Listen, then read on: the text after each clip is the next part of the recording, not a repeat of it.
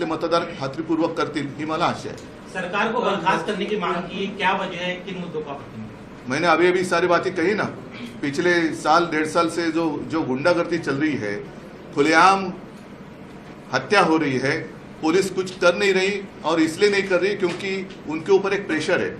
जैसे कल परसों हमारे संजय राउत जी ने एक ट्वीट किया था, बेशर्म की बात है, ईडी हो, इनकम टैक्स, सीबीआई, उनके द्वारा खुलेआम धमकी दी जा रही है। जितने लोग हमारे हैं, वो चाहे वाइकर हो, संजय जी को भी कहा गया था, अनिल परब जी यहाँ बैठे हैं कि या तो आप भाजपा में आओ या तो जेल में जाओ। और वहां भी अगर ना माने तो जैसे हमारे अभिषेक घोसाळकर जी गए, वैसे कुछ दिन पहले आपको याद होगा सुधीर मोरे, अचानक उनका देह त्या रेल्वेच्या रुळावरती सापडला, काही नाही, केस बंद।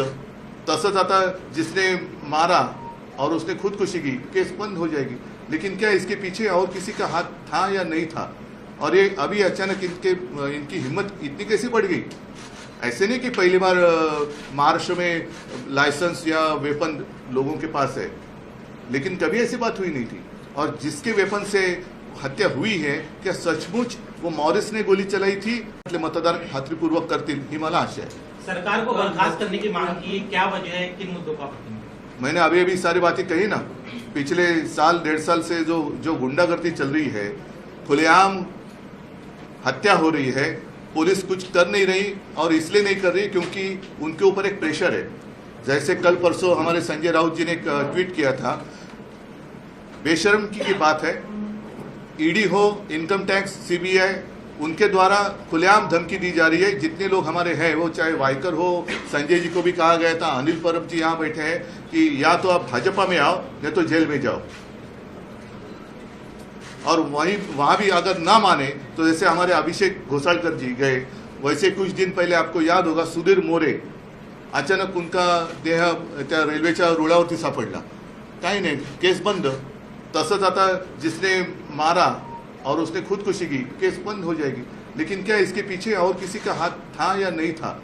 और ये अभी अचानक इनकी हिम्मत इतनी कैसे बढ़ गई? ऐसे नहीं कि पहली बार महाराष्ट्र में लाइसेंस या वेपन लोगों के पास है, लेकिन कभी ऐसी बात हुई नहीं थी।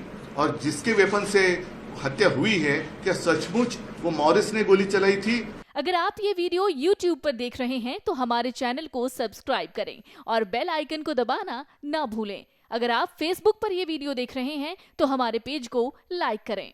अगर आप ये वीडियो YouTube पर देख रहे हैं तो हमारे चैनल को सब्सक्राइब करें और बेल आइकन को दबाना ना भूलें। अगर आप Facebook पर ये वीडियो देख रहे हैं तो हमारे पेज को लाइक करें।